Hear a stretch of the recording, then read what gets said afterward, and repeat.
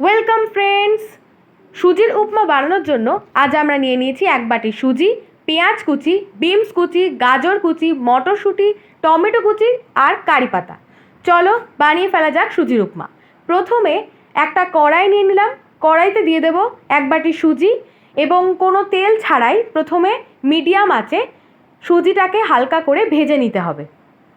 সুজি ভাজা হয়ে গেলে তারপর এক পলা তেল দিয়ে তাতে মুসুরির ডালের বড়িগুলোকে ভেজে নেব। এই বড়ি সুজির উপমায় খুবই সুস্বাদু লাগে খেতে।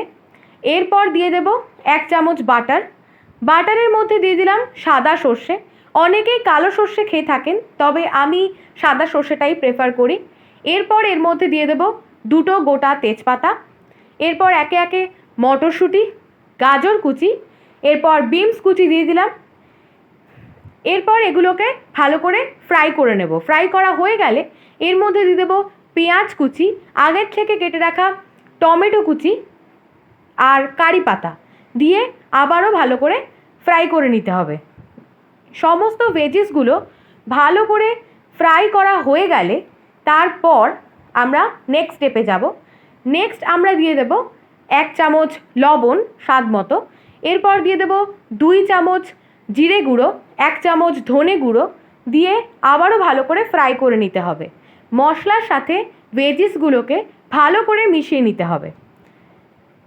ভালো করে নাড়িয়ে নেওয়া হয়ে গেলে এর মধ্যে দিয়ে দেব 1 চামচ চিনি স্বাদ মতো। এরপর দিয়ে দেব 1 চামচেরও কম আদা বাটা। এরপর অল্প জল দিয়ে ভালো করে ভেজিসগুলোকে নাড়িয়ে নেব। চিনিটা মূলত স্বাদের জন্য খুবই কম্পালসারি। এরপর ভালো করে জলের সাথে ভেজিসগুলোকে নাড়িয়ে নিয়ে গ্যাসের আঁচটা ফুলে করে দিতে হবে, যাতে ঝোলটা ফুটে যায় এবং এতে স্বাদও ভালো আসে। এরপর বড়িগুলো দিয়ে দেব এবং আবারও হাফ কাপ মতন জল দিয়ে খুন্তি দিয়ে আবার একটু নাড়িয়ে নেব সবজিগুলোকে এবং এরপর কিছুক্ষণ ওয়েট করব যাতে ঝোলটা একটু ফুটে ওঠে। সবজিটা একটু ফুটে উঠলে এরপর তার মধ্যে ধীরে ধীরে দিয়ে দিতে হবে সুজি। সুজি অল্প করে দিতে হবে আর খুন্তি দিয়ে নাড়াতে হবে। খুন্তি দিয়ে সুজির সাথে সবজিটা ভালো করে মিশিয়ে নিতে হবে। সুজির সাথে যত ভালো করে সবজি মিশে যাবে তত ভালোই স্বাদ আসবে। তো এরপর ধীরে ধীরে সুজির সাথে পুরো সবজিটাকে ভালো করে মিশিয়ে নিলাম এবং এইভাবেই ফ্রাই করে গেলাম 2-3 মিনিট মতন। ব্যাস তৈরি সুজির উপমা।